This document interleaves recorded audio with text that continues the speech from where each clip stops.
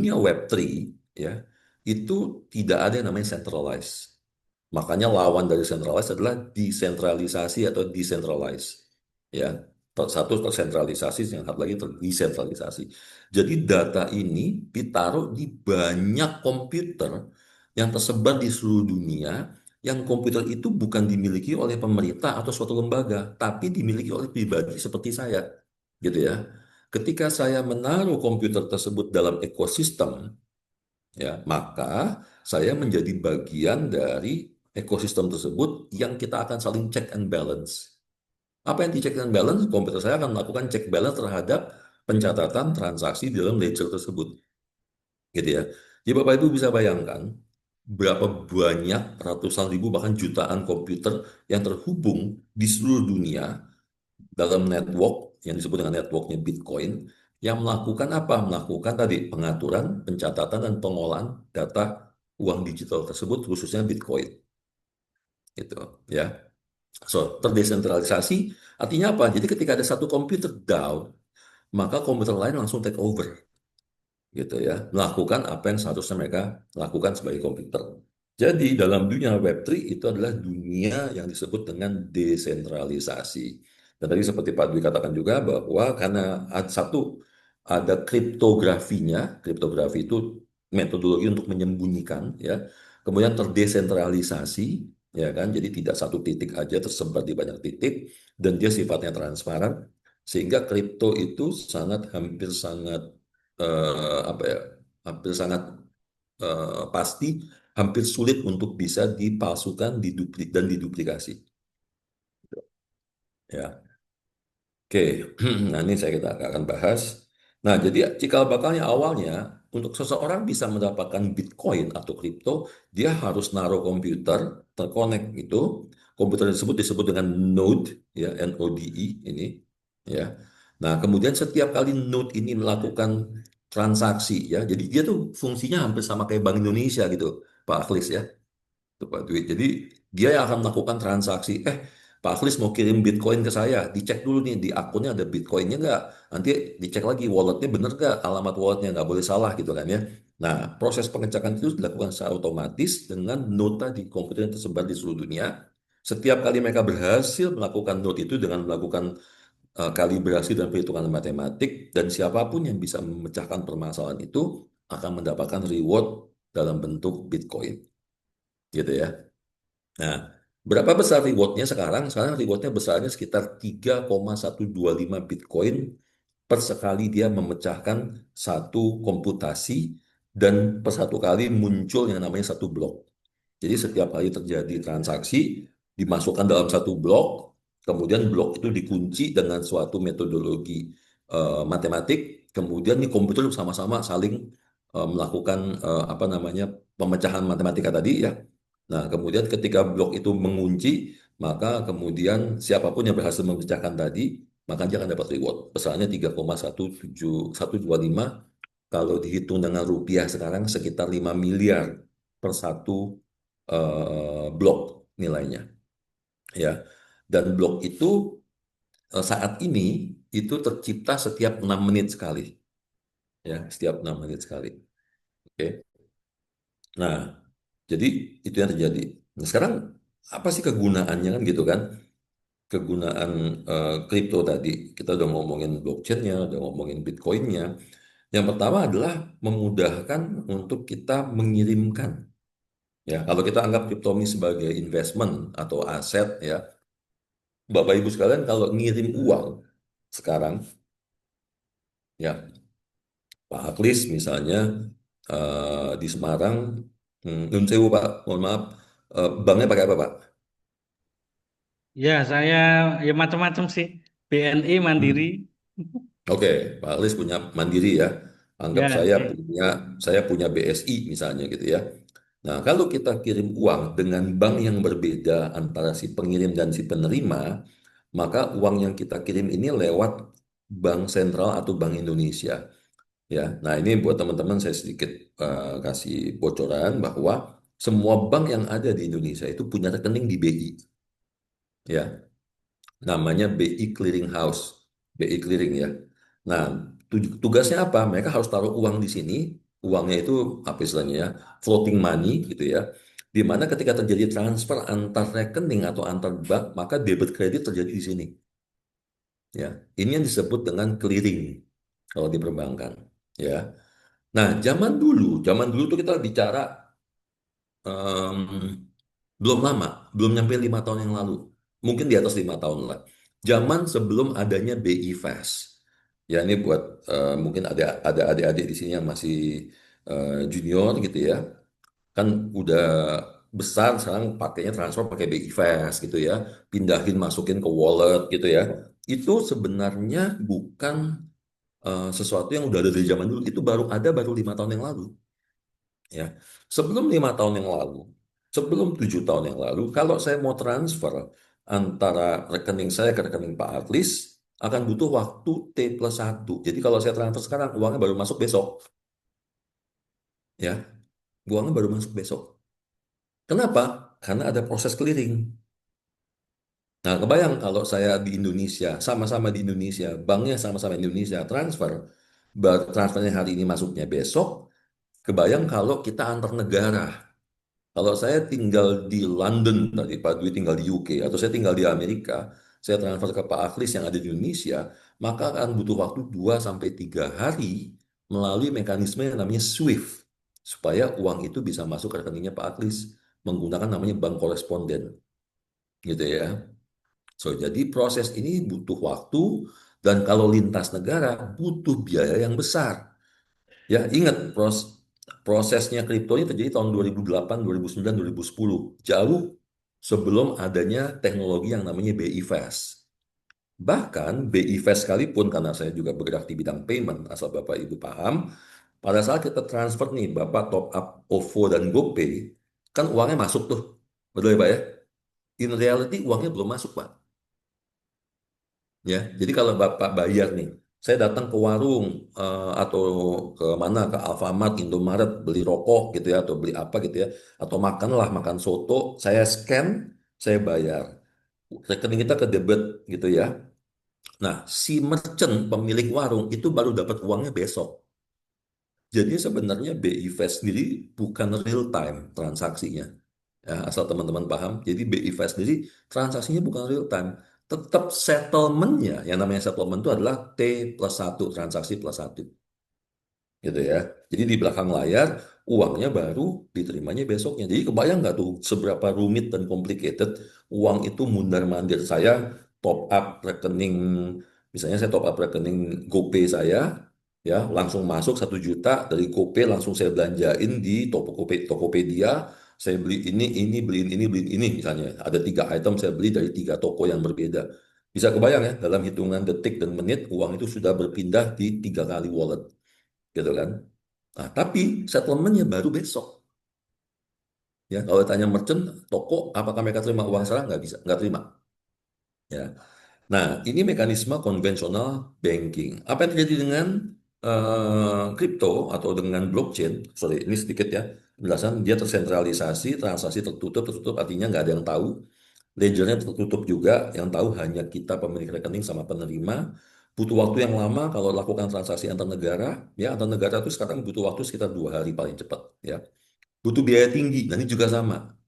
Kalau saya mau transfer zaman dulu ya, antar negara itu saya butuh kurang lebih sekitar 20 sampai 40 dolar, which is kurang lebih sekitar 350.000 sampai dengan 700.000, belum termasuk persentase dari nominal yang saya transfer, gitu ya.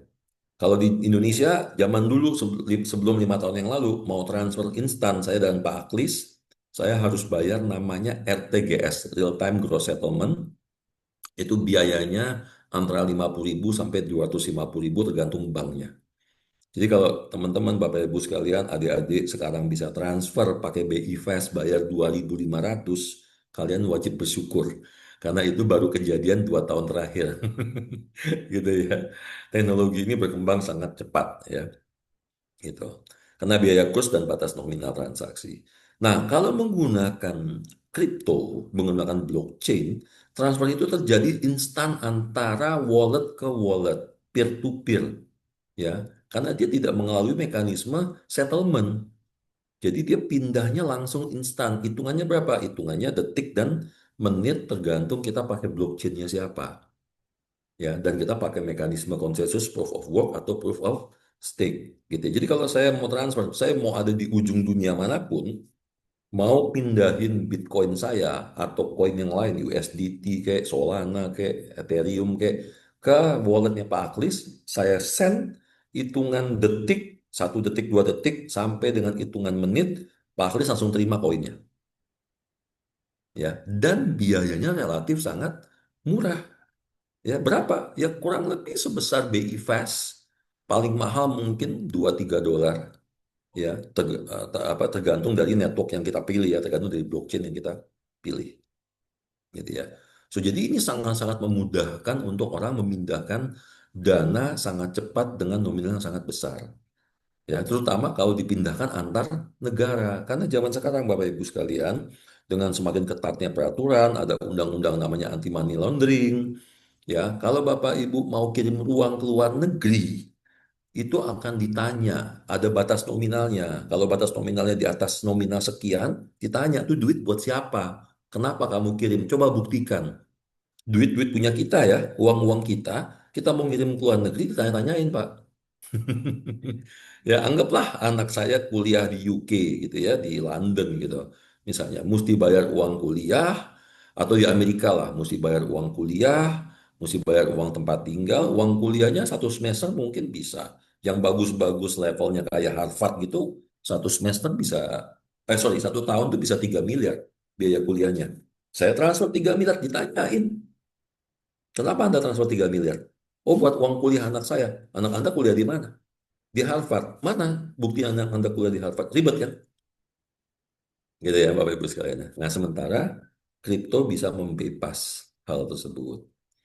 Ya, jadi dia transaksinya peer-to-peer langsung antar pemilik wallet, terbuka melalui blockchain, ledgernya bisa terbuka, waktunya relatif cepat, ya, hitungan detik dan menit, biaya relatif rendah, tidak kena biaya kurs, hanya convert ke kripto masing-masing, tidak ada batas maksimal nominal transaksi, ya, dan rahasia terjaga pada informasi pemilik wallet. Nah, itulah kenapa kemudian kripto digemari, ya, karena orang bisa memindahkan kemanapun dengan biaya yang murah. Nah, ini sedikit tadi sempat di-mention sama Pak Dwi juga, ada koin, ada token, ya. Satu hal mungkin yang Bapak Ibu bisa jadikan pegangan, apa sih bedanya koin sama token? Koin itu dia biasanya punya network atau punya blockchain-nya sendiri. Ya, sementara token itu dia biasanya project dan dia jalan atau numpang di atas koin apa tokennya blockchain-nya orang gitu ya. Jadi kalau koin dia punya blockchain sendiri, kalau token dia biasanya numpang di atas tokennya kok blockchain-nya orang. Ya, sebagai contoh misalnya Bitcoin, dia punya blockchain sendiri namanya Bitcoin blockchain, ya. Dogecoin, nah ini salah nih, harusnya bukan Dogecoin, harusnya namanya Doge token. Kenapa? Karena dia tidak punya blockchain sendiri, dia numpang di atas blockchainnya Bitcoin, ya. Paham ya, teman-teman ya? Kalau saya analogikan, blockchain itu kayak jalan tol gitu, Pak, ya, Pak Aklis ya. Jalan tol misalnya Jakarta Semarang lewat tol apa tuh? Tol Trans Jawa ya, Jakarta Semarang. Nah, kalau saya punya jalan tol, saya bilang yang mau lewat jalan tol saya harus bayar pakai koinnya Aidil Akbar. Saya issue koin nih, ya kan? Jadi kalau mau lewat jalan tol harus bayar koinnya saya. Kan jalan tol banyak, ada yang lewat jalur utara, ada yang lewat jalur tengah, ada yang lewat jalur selatan gitu ya. Nah, masing-masing tuh punya koinnya masing-masing. Itu prinsip dasarnya blockchain ya. Nah, kalau token ini adalah bisnis-bisnis yang muncul di sepanjang jalan tol tadi. Contohnya apa? Misalnya pompa bensin, rest area. Ya, dalam rest area ada pompa bensin, gitu kan? Ada apa lagi? Ada restoran, ada tempat, ada kamar mandi, gitu kan? Misalnya anggap ada pompa bensin, gitu. Pertamina lah. Nah, Pertamina bilang, ya udah, kalau Anda mau isi bensin di tempat saya, Anda harus pakai token Pertamina, gitu ya. Tapi untuk bisa isi bensin di Pertamina, tetap harus bayar yang namanya biaya tol, jalan tol tadi. ya kan? Istilahnya di dunia kripto namanya gas fee, ya. Tolnya tol mana? Ya tergantung dari blockchain yang kita pakai tadi, gitu. Paham ya, Bapak Ibu sekalian? Mungkin bingung, tapi nggak apa-apa. Yang penting eh, pengenalan dulu nih ya. Nah, blockchainnya banyak. Ya, ada Bitcoin, ada Ethereum, ada Solana, Algorand, Polkadot, VeChain, Tron, apalagi. Ini hanya beberapa yang saya sebutin ton gitu ya. Ini hanya beberapa yang saya sebutin. Jadi kalau udah kayak gini nih, dia blockchain, tapi dia punya koinnya juga disebut dengan istilah native coin. Jadi kalau kita mau numpang lewat di blockchainnya dia, maka kita harus bayar biaya tol atau gas fee ke pemilik dari blockchain ini. Ya, fee itu nanti akan diteruskan ke siapa? Fee tersebut akan diteruskan kepada komputer-komputer yang terhubung tadi yang melakukan mekanisme check and balance, transfer, pendataan, pencatatan, transaksi antar blockchain. Nah, itu mereka akan dapat fee dari situ, gitu ya. Jadi sangat-sangat efisien, Bapak Ibu sekalian. Oke, kelebihan kripto universal berlaku di seluruh dunia. Jadi Bitcoin di Indonesia dengan Bitcoin di Amerika dengan Bitcoin di Eropa ya sama, ya. Kemudian dia cepat transaksi tadi sudah kita bahas, ya. Kemudian transparan, ya. Kelemahannya adalah kalau kita pakai DeFi wallet, maka kalau kita kelupaan passwordnya, kita nggak bisa akses. Oke, Bapak Ibu sekalian. Jadi gini, dalam kripto ketika awal muasal dibuat, belum ada perusahaan seperti Bitwiwi. Zaman dulu setiap project dia akan bikin walletnya dia sendiri. Ya, wallet dari project tersebut dikenal dengan istilah namanya DeFi wallet. Ya, nah DeFi wallet ini dibuat dengan algoritma di mana dia secara otomatis atau dengan menggunakan istilah namanya smart contract akan membuat wallet ketika orang register.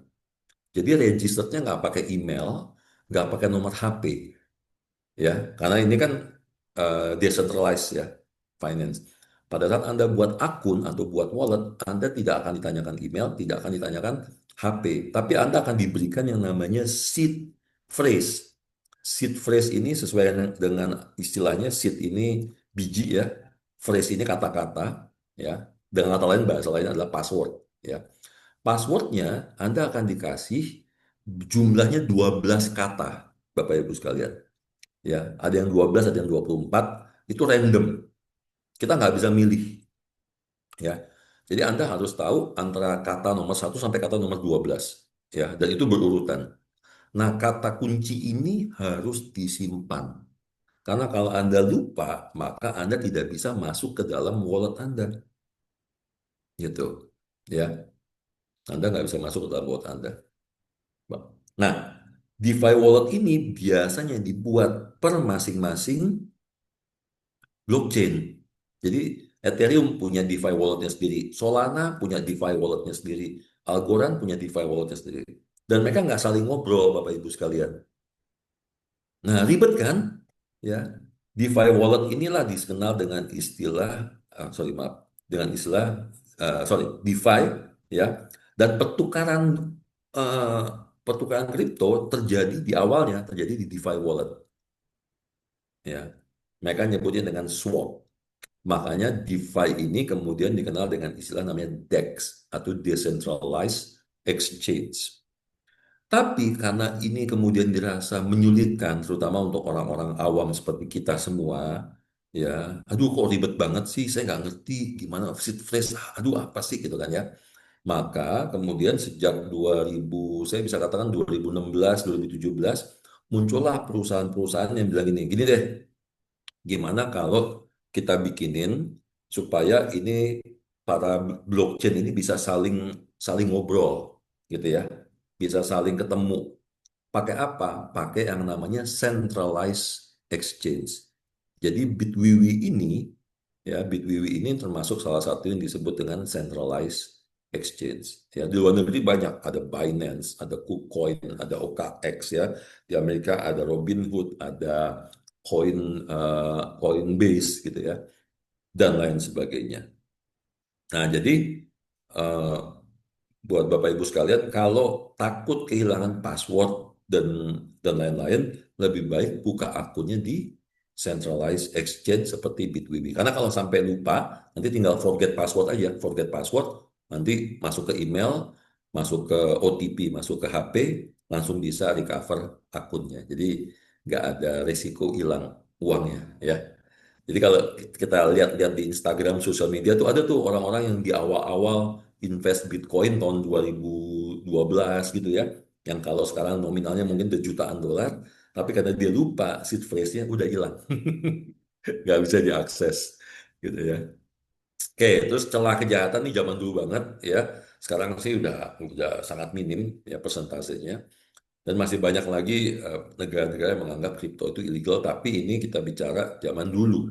Ya, semakin lama bertambah tahun, maka semakin banyak negara-negara yang sudah memperbolehkan penggunaan kripto sebagai moda investasi dulu, belum sebagai mata uang ya, gitu. Jadi dianggap sebagai digital asset, gitu ya. Yang paling baru semalam beritanya adalah The Fed di Amerika sudah memperbolehkan bank untuk bekerja sama atau menawarkan produk kripto. Ya, ini suatu terobosan besar ya, karena The Fed sudah memberikan lampu hijau untuk bank-bank di Amerika. Di Indonesia udah duluan sebenarnya ya, per Januari kemarin tanggal 10. Oke, nah pertanyaan berikutnya adalah gimana sih Pak cara saya? Ini yang paling disenengin nih sama Gen Z nih biasanya. Pak, gimana cara saya cuan di kripto kan gitu ya? How do I make money kan gitu kan? Ada banyak cara buat teman-teman di sini supaya teman-teman bisa cuan atau untung di kripto ya. Pertama adalah trading, jual beli, kedua investing, ketiga tadi mining seperti yang saya bilang menambang ya, keempat staking, earning ya dan lain sebagainya. Saya hanya akan kasih 1 sampai 4 aja karena 1 sampai 4 ini yang memang available atau bisa dilakukan di Indonesia ya. Eh, apa namanya nanti trading ada turunannya lagi, ada futures gitu ya, ada perpetual dan lain sebagainya kita nggak akan bahas ya gitu. Oke, pertama trading. Tadi saya sudah sempat mention di awal, trading itu sama halnya seperti kita trading jual beli saham. Ya Bapak Ibu. Namanya trading, berarti saya beli harga murah, jual ketika harga naik.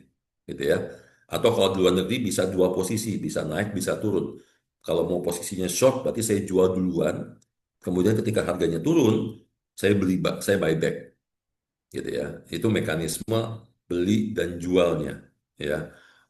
Kalau diambil dua posisi, saya ngambil dua posisi, beli jual jual beli, maka posisi tersebut disebut dengan nama perpetual ya. Perpetual itu melingkar, muter ya. Oke, nah jadi kalau trading jual beli dilakukannya via apa? Bisa via wallet DeFi, bisa juga via exchanger. Tapi kebanyakan orang akan melakukan jual beli via exchanger seperti Bitwiwi ya. Nah, seperti saya katakan tadi, kalau mau jual beli harus ngerti analisa teknikal. Ya, rumus apapun yang teman-teman pernah pakai bisa dipakai di kripto. Ya, mau itu pakai moving average, boleh. Mau pakai RSI, boleh. Mau pakai Fibonacci, boleh. Mau pakai apa lagi? Elliott Wave, boleh. Mau pakai supercluster, silakan. Apapun rumus-rumus yang teman-teman paham, mungkin pernah ikut acara di online, diajarin itu, silakan dipakai. Ya, meskipun itu tetap ada probabilitas rata-rata, rumus-rumus itu hanya bisa menyentuh probabilitas di angka 70% biasanya. Jadi masih ada peluang 30% fail atau gagal. Gitu ya. Nah, trading sendiri ada caranya, ada mentalitasnya, ya. Saya nggak akan bahas di sini karena waktunya nggak cukup. Tapi paling nggak dia resikonya cukup tinggi. Jadi kalau mau trading, dan ini di Indonesia hanya baru berlaku 1 banding 1. Jadi kalau saya punya uang 1 juta, saya hanya bisa trading 1 juta. Ya, di luar negeri ada yang namanya futures. Kalau 1 banding 1 disebut dengan transaksi spot. Kalau di luar negeri transaksinya futures. Perbandingannya bisa 1 banding 5, 1 banding 10, 1 banding 25, 1 banding 50, 1 banding 100, bahkan bisa 1 banding 1000. Ya, jadi saya dengan modal 1 juta, saya bisa trading sebesar 1 miliar rupiah. Ya, dengan modal 1 juta. Tapi itu resikonya lebih tinggi lagi. Chance-nya Bapak Ibu kehilangan 1 jutanya, saya bisa katakan di atas 90%. Bahkan bisa di atas 95%. gitu ya. Nah, itu sangat-sangat tidak disarankan untuk pemula, ya. Ini trading. Yang kedua, investing. Sama halnya seperti investasi yang lain, kita beli, tahan, buy hold, ya. Buat apa? Buat kapan? Buat jangka panjang. Ya, contohnya ini nih, ya, ini Presiden dari El Salvador sejak tahun 2022 mengatakan bahwa El Salvador setiap hari akan beli satu Bitcoin, berapapun harganya dia. Ketika beliau beli, waktu itu harga Bitcoinnya masih sekitaran 20 ribuan, 20 ribu dolar ya.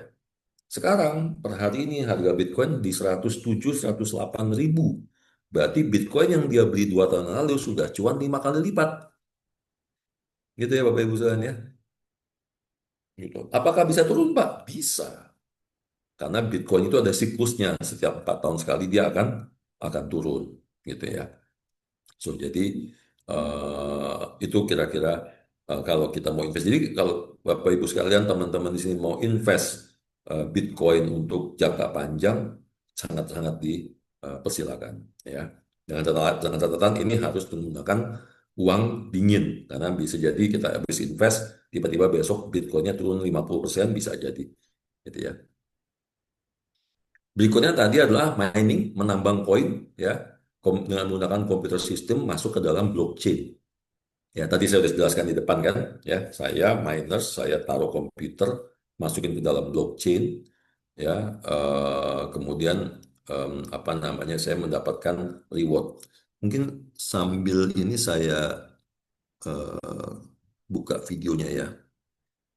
Bapak Ibu silakan masuk nanti kalau ada waktu luang ya, masuk ke YouTube. Nah, ini masih kelihatan ya Pak Pak Artis ya YouTube-nya. Siap kelihatan. G. Oke. Nah, Bapak Ibu bisa tulis gini, the biggest Bitcoin mining. Ya. Nah, seperti inilah bentuk mining yang tadi. Bitcoin hit $1 trillion market cap this year. This has inspired some Bitcoin operations to expand, especially in the wake of the recent government crackdown of miners in China.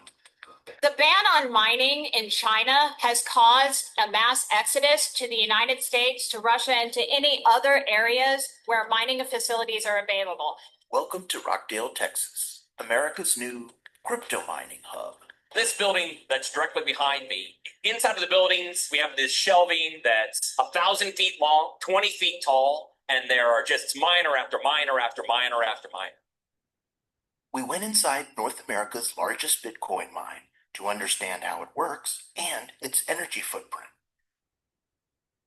What is a miner? It is a small computer. They call it an ASIC miner. It is made to solve problems, and when they solve that problem, it feeds into the Bitcoin network. When it feeds into the Bitcoin network, you receive a reward. To help us understand crypto's reward system a little better, we spoke to blockchain expert Bettina Warburg. That's what mining is. It's a process by which people are contributing computing power and earning a reward for essentially participating in this process that secures a network. Everybody's Oke. Itu kira-kira ya, nanti Bapak Ibu bisa tonton sendiri. Jadi saya dulu juga ikutan. Jadi saya dulu mempersiapkan komputer, tapi skalanya nggak sebesar ini ya Pak Aklis ya. Nggak sebesar. Ini udah industrialized istilahnya ya. Udah bikin pabrik sendiri yang isinya komputer. Kalau saya skala rumahan ya. Saya cuma punya satu garasi lah istilahnya gitu ya. Dijadikan miners. Nah, itu kita bisa dapat uang dari apa namanya mining si Bitcoin. Kalau zaman dulu saya miningnya mining apa namanya eh, mining waktu itu saya mining Ethereum ya, zaman saya mining Ethereum gitu. Nah, jadi em, kita bisa dapat reward ketika kita memberikan atau melakukan menaruh komputer kita sebagai bagian dari ekosistem tadi. Nah, Bitcoin tadi saya katakan di awal, Bitcoin itu awalnya nggak ada yang bisa ngasih. Jadi kalau Anda mau dapat Bitcoin, Anda harus menjadi miners dulu, baru bisa dapat Bitcoin. Kalau sekarang Anda bisa beli Bitcoin, gitu ya. Kemudian staking. Nah, staking ini menyimpan seperti deposito. Nah, ini yang salah satu produk unggulan dari kripto yang tidak dimiliki produk saham, ya. Anda kalau udah punya saham, udah nunggu harganya naik atau nunggu pembayaran dividen. That's it, gitu kan? Nah, kalau di kripto, Anda bisa nyimpan, ya, namanya staking, supaya nanti Anda akan dapatkan reward dalam bentuk apa? Bisa bunga, bisa bagi hasil, earning, gitu ya. Nah, jadi ini mekanismenya mirip seperti deposito. Jadi kalau Anda pengen punya simpan buat jangka panjang, misalnya saya punya Bitcoin simpan buat jangka panjang, ya staking aja. Jadi nanti sambil nunggu harganya naik, dia akan terima reward setiap hari bahkan. Bahkan ada beberapa yang memberikan reward setiap jam, gitu ya. Jenis kripto ada banyak, Bapak Ibu sekalian. Yang pertama yang paling harus dipahami adalah namanya stablecoin. Stablecoin ini kripto yang di-peg atau punya jaminan, terutama mata uang, ya. Dalam hal ini US dollar. Produk yang paling terkenal namanya USDT atau Tether, ya. USDT apa Tether? Ini kripto terbesar nomor 3 di dunia, ya. Triliun dollars masuk ke sini. Nomor 2 terbesar namanya USDC. USD coin ini juga dalam US dollar. Ya, stable coin yang nomor 2 terbesar ya. Stable coin nomor 3 terbesar namanya BUSD, Binance. Ini semua stable coin. Jadi kalau Bapak Ibu punya stable coin, seakan-akan Bapak Ibu pegang US dollar. Gitu ya. Kalau Bapak Ibu punya stable coin, seakan-akan Bapak Ibu pegang US dollar. Pak, tapi ntar dolarnya turun. Nanti dulu. Ya. Kan yang ngomong dolar turun itu kan orang Amerika, betul nggak? Iya kan? Nah, tapi faktanya dolar banding rupiah naik apa turun? Ya, dolar banding rupiah naik apa turun? Rata-rata naik terus, iya kan? Ya, dari mulai zaman Orde Baru, zaman dulu ya, kemudian masuk Presiden Habibie sempat turun dari 1687, 16.000 turun ke 6.500 terus naik lagi. Ya, zaman Gus Dur, zaman Megawati sampai sekarang dolarnya di 16.200, bahkan kemarin sempat dolar 17.100 melampaui dolar ketika krisis moneter tahun 1998. Ya, so jadi eh, ini apa ya istilahnya ya, mind opener. Coba Bapak Ibu bisa bayangkan dan bisa simulasikan kalau orang Amerika aja bilang dolarnya turun gara-gara inflasi gila-gilaan, gimana dengan di Indonesia? Di Amerika dolarnya melemah, tapi dolar yang sudah melemah itu banding rupiah tetap menguat. Nah, gimana tuh Pak Aklis? Itu bisa jadi satu lagi tuh eh, judul disertasi. Saya bisa jadi judul riset tuh. Ya, seberapa Betul. berapa sih sebenarnya inflasi real di Indonesia, ya kan? Ya, nanti nanti tinggal tinggal perang debat, perang data sama BPS aja tuh. Ya, gitu. Dan itu kan sebenarnya ya kalau kami di dunia perencanaan keuangan itu cukup obvious ya. Kami tidak pernah menggunakan data BPS yang 2-3% inflasi, kami selalu menggunakan namanya Consumer Price Index, ya, CPI, sebagai metode penghitungan berapa sih inflasi real yang dirasakan oleh masyarakat di Indonesia dalam kehidupan dia sehari-hari untuk biaya hidup minim aja, biaya makan. Ya, karena itu angka yang lebih mendekati realitas dibandingin angka yang sekarang ini sering dipakai muncul di mana-mana.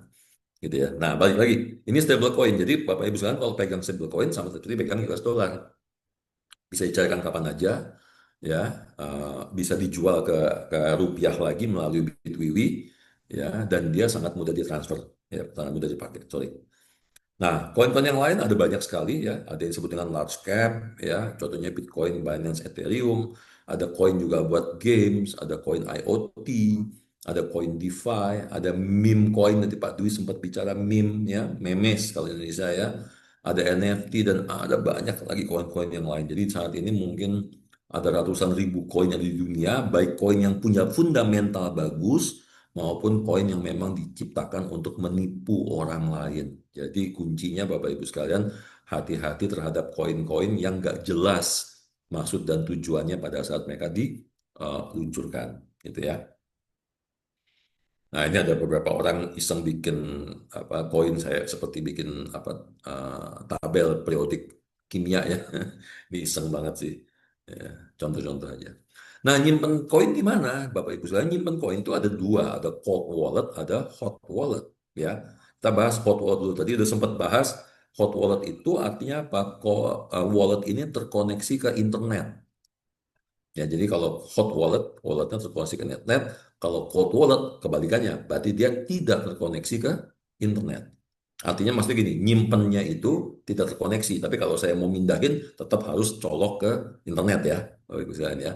Nah, hot wallet ada dua, tadi udah kita bahas. Ada DeFi, ada exchanger. Ya.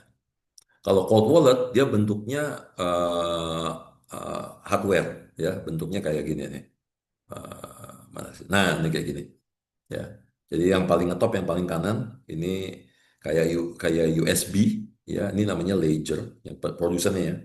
Ada Trezor, Trezor ini kayak apa namanya? Kayak token BCA tuh, ya, token mandiri, token BCA, nah tuh kayak gitu ya. Ada bentuknya kayak kartu. Nah, ini semua ketika disimpan di sini, ya miliaran rupiah lah gitu ya. Udah, dia nggak terkoneksi internet, sehingga relatif aman terhadap apa? Terhadap hacker, terhadap phishing gitu ya. Tapi kalau kita mau jual, ya otomatis kita harus connect ke internet dulu, mindahin dulu ke Bitwiwi, setelah pindah baru kita jual, baru nanti kita dapat uangnya ditransfer. Gitu ya. Tetap nanti ujung terakhirnya tetap harus pindah ke checks atau ke DEX. Tapi penyimpanannya bisa dalam bentuk fisik. Ya. Nah, ini tinggal disimpannya di safe deposit box udah. Bapak Ibu bawa ini lewatin security bandara, bawa uang miliaran triliunan nggak ada yang tahu, Pak. Ya, masukin ke sini. Bayangin kalau Bapak Ibu bawa emas batangan gitu, 2 kilo gitu. Langsung di stop ya di bandara ya. Bapak Ibu bawa 5 miliar aja, bawa cash gitu 5 miliar pakai tas di stop di bandara. Tapi kalau Bapak Ibu bawa 5 miliar dalam bentuk Bitcoin, which is cuma 3 koin, 3 Bitcoin, ya 5 miliar, nggak ada yang tahu. Ya, taruh di dalam eh, cold wallet ini. Ya. Oke. Nah, kalau hot wallet tadi yang DeFi ini contoh-contoh DeFi ya, ada Trust Wallet, ada MetaMask, ini pakai blockchain-nya Ethereum, ERC20 nama blockchain-nya, ERC20 ya. Nanti Binance juga ada, BSC nama walletnya ya, nama networknya. Kalau Phantom ini wallet menggunakan blockchain-nya Solana. Ya, jadi semua koin-koin yang ada di dalam Solana bisa diakses melalui Phantom. Tadi yang suka meme koin, koin-koin yang kita nyebutnya koin micin ya, gurih banget soalnya. Ya, bisa naiknya tuh bisa 10.000% Pak Aklis. Ya, jadi kalau di dunia kripto, Bapak Ibu sekalian, cuan 5%, 10% itu kecilan, itu cuan dalam hitungan menit. Ya, kami kalau di dunia kripto itu cuannya 1.000, 2.000 gitu ya. Minimum minimum 100%. Ya, jadi kalau kita ketemu orang teman-teman pemain saham, kita cuma senyum-senyum aja gitu. Terutama saya ya. Karena saya bisa lihat, gue dulu kayak lo nih gitu kan. Wah, hari ini kita cuan 5%, seneng banget. Saya ketawa-ketawa. Saya cuan 5% 2 menit yang lalu. Gitu. Ya, tapi di saat yang bersamaan, cuan 5% bisa loss 5% juga gitu ya. Cuan 100% bisa loss 90% juga gitu. Ya. Bisa loss 100% nggak? Bisa juga kalau dia Bapak Ibu kena scam masuk ke koin-koin yang nggak jelas ya. Oke. Nah, hot wallet selain DeFi ada juga tadi kan centralized exchange ya. Nah, ini hot wallet di Bitwiwi. Jadi Bitwiwi itu masuk kategori centralized exchange, terdaftar dan diawasi oleh OJK. Kita di Indonesia ini baru ada 18 exchanger, salah satunya Bitwiwi. Terus kemudian apa lagi? Kita punya 30 koin yang bisa di-tradingkan dan diperdagangkan, dan kami sangat relatif konservatif. Jadi kalau Bapak Ibu cari koin-koin yang buat judi, tanda kutip ya, koin-koin